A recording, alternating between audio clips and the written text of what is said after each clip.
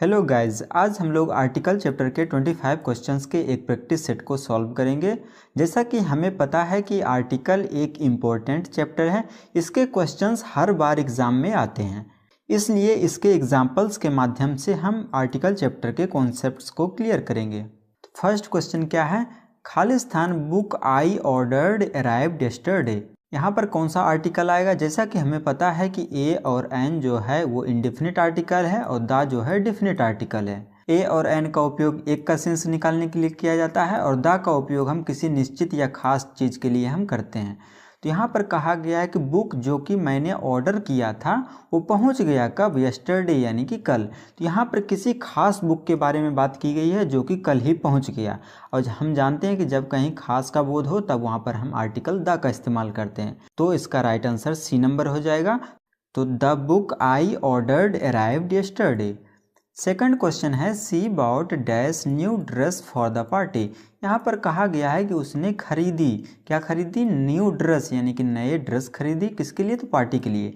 यहाँ पर किसी खास चीज़ का बोध तो नहीं हो रहा, यहाँ पर एक का सेंस निकल रहा है कि उसने जो है एक ड्रेस खरीदी पार्टी के लिए। तो जैसा कि हमें पता है कि एक का सेंस ए या एन दोनों निकालता है, ये डिसाइड कौन करेगा? तो फर्स्ट लेटर का प्रोनाउंसिएशन। जैसा कि हम फर्स्ट लेटर जो कि न्यू है तो इसमें फर्स्ट लेटर यदि हम लिखते हैं तो ये जो है इसका उच्चारण कॉन्सोनेंट की तरह हो रहा है और कॉन्सोनेंट के पहले हम ए आर्टिकल लगाते हैं, यानी कि she bought a new dress for the party. चलिए नेक्स्ट क्वेश्चन की ओर बढ़ते हैं। थर्ड क्वेश्चन है I need to buy dash eggs from the store. हमें पता है कि एग्स प्लूरल नंबर है और प्लूरल नंबर के पहले ए या एन का तो इस्तेमाल नहीं होगा। अब बचा द, और यहाँ पर कहा गया कि मुझे ज़रूरत है अंडे खरीदने की स्टोर से। तो किसी खास चीज़ का बोध तो नहीं हो रहा है, खास अंडे की बात तो नहीं की गई है, तो द भी नहीं लगेगा, यानी कि यहाँ पर किसी भी आर्टिकल का इस्तेमाल नहीं होगा, यानी कि नो आर्टिकल। डी नंबर इसका राइट आंसर हो जाएगा। फोर्थ नंबर क्वेश्चन है he is dash only one who can fix the computer. यहाँ पर कहा गया है कि वह है केवल एक जो कि इस कंप्यूटर को फिक्स कर सकता है, यानी कि यहाँ पर किसी खास पर्सन के बारे में बात की गई है कि वही एक बंदा मात्र ऐसा है जो कि इस कंप्यूटर को फिक्स कर सकता है, यानी कि बना सकता है। तो खास का बोध हो गया, तो यानी कि हम यहाँ पर द आर्टिकल का इस्तेमाल करेंगे जो कि सी नंबर में है, यानी कि he is the only one who can fix the computer.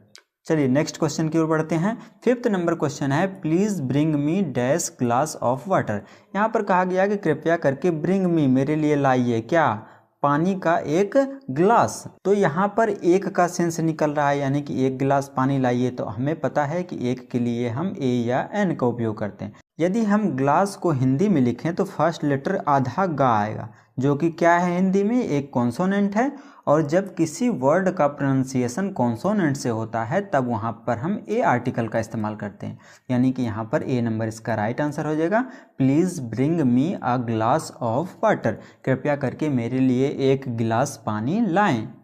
6 number question है I saw dash interesting movie last night, यानी कि मैंने देखा इंटरेस्टिंग मूवी यानी कि रुचिकर मूवी देखा लास्ट नाइट यानी कि पिछली रात्रि। तो यहाँ पर इस सेंटेंस में एक का सेंस निकल रहा है, कहा जा रहा है कि मैंने एक इंटरेस्टिंग मूवी देखी पिछली रात्रि को। तो एक का सेंस निकल रहा है तो हम ए या एन का इस्तेमाल करेंगे। और हमें पता है कि जब हम इंटरेस्टिंग को हिंदी में लिखेंगे तो उसका प्रोनाउंसिएशन ई से स्टार्ट होगा, और हिंदी में ई जो है एक स्वर वर्ण है यानी कि वोवेल है, इसलिए वोवेल के पहले हम एन का इस्तेमाल करेंगे, यानी कि I saw an interesting movie last night, यानी कि बी नंबर यहाँ पर आ जाएगा एन, जो कि इसका राइट आंसर होगा। अगला क्वेश्चन है खालिस्तान sun rises in the east, यानी कि सूर्य जो है पूर्व में उगता है। जैसा कि हमें पता है कि सन जो है एक खास चीज़ है, दुनिया में एक है, यूनिक चीज़ है, और यूनिक चीज़ के पहले हम आर्टिकल द का इस्तेमाल करते हैं, यानी कि जब भी किसी ग्रह, नक्षत्र, इन सब की बात किया जाए तो वहाँ पर हमेशा डेफिनेट आर्टिकल द का इस्तेमाल किया जाता है, यानी कि सी नंबर इसका राइट आंसर हो जाएगा। The sun rises in the east. 8 number question है can you pass me salt dash please. यहाँ पर ये ब्लैंक जो है गलत जगह आ गया है, यहाँ पर होना चाहिए था ब्लैंक, ठीक है, यानी कि यहाँ पर ये ब्लैंक ना होकर सॉल्ट के पहले होना चाहिए था। Can you pass me dash salt please. तो यहाँ पर कौन सा आर्टिकल आएगा? तो जैसा कि हमें पता है कि अनकाउंटेबल नाउन यानी कि सॉल्ट तो एक गिनने वाला चीज़ नहीं है, यानी कि अनकाउंटेबल नाउन है जिसे हम काउंट नहीं कर सकते।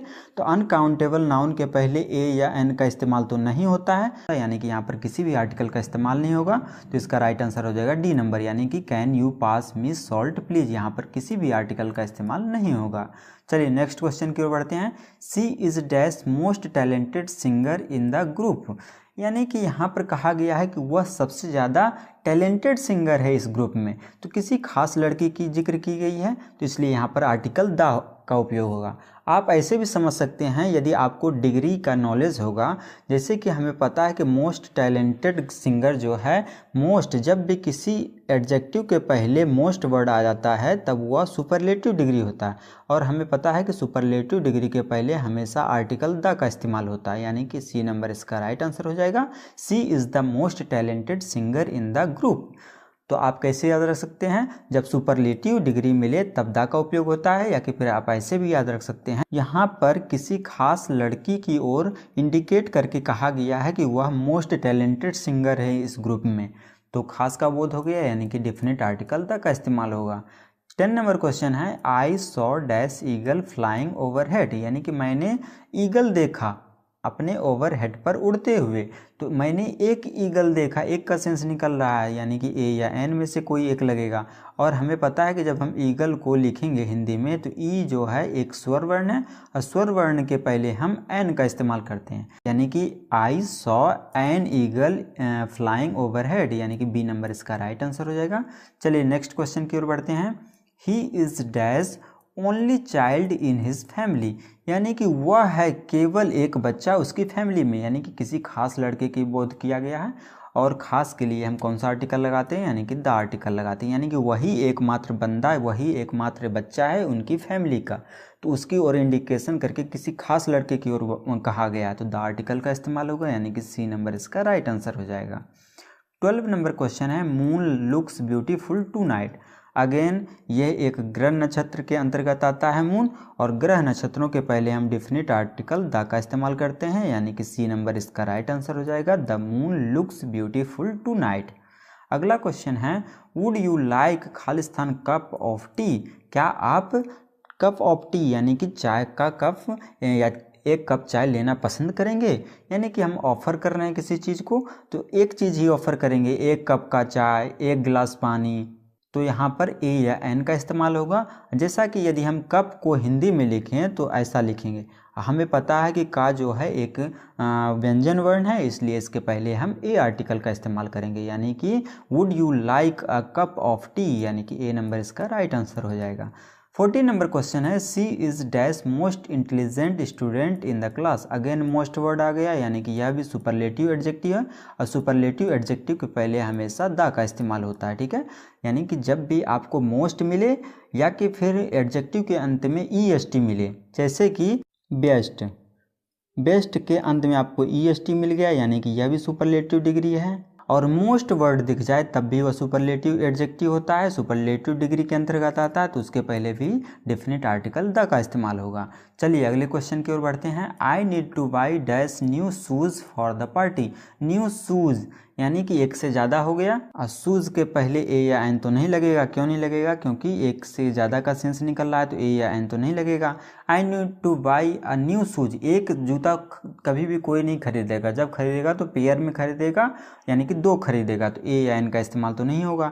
और यहाँ पर किसी खास जूते की भी बात नहीं की गई कि मेरे को वही खास जूता खरीदना है, यानी कि किसी जूते की चर्चा जो पहले नहीं हुआ है, उसके विषय में हम पहले परिचित नहीं हैं, इसलिए द भी नहीं लगेगा, यानी कि यहाँ पर किसी भी आर्टिकल का इस्तेमाल नहीं होगा। डी नंबर इसका राइट आंसर हो जाएगा। आई need to by new shoes for the party. हाँ, यहाँ पर यदि शूज़ की जगह कोई सिंगुलर नाउन होता तब वहाँ पर हम ए या एन लगा सकते थे, जैसे कि न्यू शूज़ ना होकर यहाँ पर रहता न्यू पेन, तब यहाँ पर हम क्या लगा सकते थे, पेन, यानी कि सिंगुलर है, तब यहाँ पर ए न्यू पेन हम लगा सकते थे। लेकिन यहाँ पर ये प्लूरल आ गया, और प्लूरल के पहले हम ए या एन का इस्तेमाल नहीं कर सकते हैं। 16 नंबर क्वेश्चन है he is dash president of the company, यानी कि वह है कंपनी का प्रेसिडेंट, यानी कि किसी खास पर्सन की ओर इंडिकेट करके कहा गया है, और हमें पता है कि जब खास का सेंस निकल जाता है तब वहाँ पर हम डेफिनेट आर्टिकल द का इस्तेमाल करते हैं। वह खास पर्सन है इसलिए डेफिनेट आर्टिकल द का इस्तेमाल होगा, तो यानी कि he is the president of the company. अगला क्वेश्चन है she received dash award for her performance. उसने रिसीव किया अवार्ड को अपने परफॉर्मेंस के लिए, यानी कि यहाँ पर एक का सेंस निकल रहा है, उसने एक अवार्ड को रिसीव किया अपने परफॉर्मेंस के लिए। एक का सेंस निकल रहा है यानी कि ए या एन में से कोई एक लगेगा। अब कौन सा लगेगा? अवार्ड को यदि हिंदी में लिखा जाए तो आ से लिखा जाएगा। आ हमें पता है कि हिंदी में स्वर वर्ण है, और जब भी किसी वर्ड का प्रोनाउंसिएशन स्वर से यानी कि वोवेल से निकले हिंदी में, इंग्लिश में नहीं बल्कि हिंदी में, तब वहाँ पर हम एन आर्टिकल लगाते हैं, यानी कि यहाँ पर भी कौन सा आर्टिकल आएगा? एन, यानी कि she received an award for her performance, यानी कि बी नंबर इसका राइट आंसर हो जाएगा, ए नंबर इसका आंसर नहीं होगा। 18 नंबर क्वेश्चन है can you hand me pen please, यानी कि कहा गया कि क्या कृपया करके मुझे एक पेन को हैंड करेंगे यानी कि सौंपेंगे। तो एक का सेंस निकल रहा है तो आप pen please, can you hand me a pen please, A number इसका राइट आंसर हो जाएगा। We went to dash beach for our vacation, यानी कि हम गए, कहाँ गए? बीच पर गए। बीच यानी कि समुद्र का किनारा। हम अपने छुट्टियों पर बीच पर गए, यानी कि यहाँ पर हम कहीं और ना जाकर कहीं खास जगह बीच पर गए, यानी किसी खास बीच पर गए, तो यहाँ पर डेफिनेट आर्टिकल द का इस्तेमाल होगा। ठीक है, we went to the beach for our vacation. 20 number question है he is dash best friend I ever had.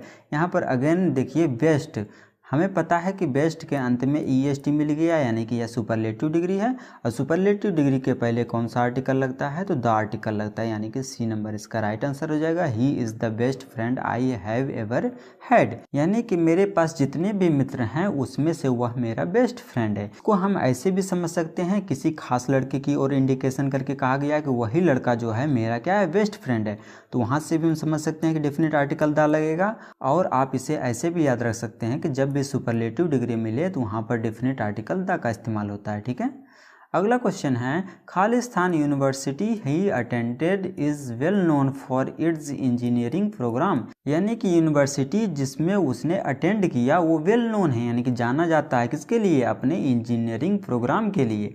तो यहाँ पर किसी खास यूनिवर्सिटी के बारे में बात की गई है कि वही यूनिवर्सिटी जिसमें उसने प्रवेश लिया वो जाना जाता है किस लिए? तो अपने इंजीनियरिंग प्रोग्राम के लिए। तो यहाँ पर खास का सेंस निकल रहा है, और हमें पता है कि खास के सेंस के लिए हम द का इस्तेमाल करते हैं। यानी कि अगला क्वेश्चन है please hand me dash remote control, यानी कि मुझे सौंप दीजिए किसको? रिमोट कंट्रोल को। यानी कि यहाँ पर ऐसा लग रहा है कि स्पीकर और लिसनर दोनों जो है रिमोट कंट्रोल से परिचित हैं, इसलिए यहाँ पर जब किसी चीज़ से हम परिचित हो चुके होते हैं तब वहाँ पर हम डेफिनेट आर्टिकल द का इस्तेमाल करते हैं, यानी कि please hand me the remote control, C number इसका राइट आंसर हो जाएगा। 23 नंबर क्वेश्चन है she is dash expert in her field, यानी कि वह अपने फील्ड में एक एक्सपर्ट है। तो यहाँ पर एक का सेंस निकल रहा है कि यानी कि वह लड़की जो है एक एक्सपर्ट है अपने फील्ड में। तो जब भी एक का सेंस निकलता है तो हम इंडेफिनिट आर्टिकल ए या एन में से डिसाइड करते हैं। अब यहाँ पर क्या लगेगा? हिंदी में एक्सपर्ट को लिखें तो ऐसा स्टार्ट करेंगे लिखना ई से, और ई हमें पता है कि क्या है? एक वोवेल है हिंदी में, और हिंदी में यदि स्वर वर्ण मिल जाए तब वहाँ पर हम एन आर्टिकल का इस्तेमाल करते हैं, यानी कि she is an expert in her field. 24 number question है I found dash interesting article in the newspaper, यानी कि मैंने पाया एक इंटरेस्टिंग आर्टिकल पाया न्यूज़पेपर में, यानी कि यहाँ पर भी एक का सेंस निकल रहा है, और इंटरेस्टिंग को भी यदि हम लिखेंगे तो इसका भी उच्चारण ई से होगा, इसलिए यहाँ पर भी एन इंटरेस्टिंग होगा। ठीक है, I found an interesting article in the newspaper. अगला क्वेश्चन है Khalistan Apple a day keeps the doctor away, यानी कि यदि आप एक एप्पल को रोज़ खाते हैं तो वह डॉक्टर को दूर रखेगा। तो यहाँ पर भी एक का सेंस निकल रहा है, और एप्पल को यदि हम हिंदी में लिखें तो कैसे लिखेंगे? एप्पल, ए से उच्चारण करेंगे, और ए क्या है? हिंदी में एक वोवेल है, स्वर वर्ण है, और हिंदी में यदि स्वर वर्ण है यानी कि यहाँ पर हम एन आर्टिकल का इस्तेमाल करेंगे, यानी कि an apple a day keeps the doctor away, यानी कि बी नंबर इसका राइट आंसर हो जाएगा। ठीक है, तो उम्मीद करता हूँ कि आप लोगों को 25 क्वेश्चंस क्लियर हो गए होंगे, और आप लोगों ने 25 में से कितने क्वेश्चंस का आंसर सही सोचा था कमेंट बॉक्स में ज़रूर बताइएगा। और यह वीडियो थोड़ा सा भी हेल्पफुल लगा हो तो वीडियो को लाइक कर दीजिएगा, और चैनल पर नए हों तो चैनल को सब्सक्राइब कर दीजिएगा। ठीक है, तब तक के लिए धन्यवाद, मिलते हैं अगले वीडियो में।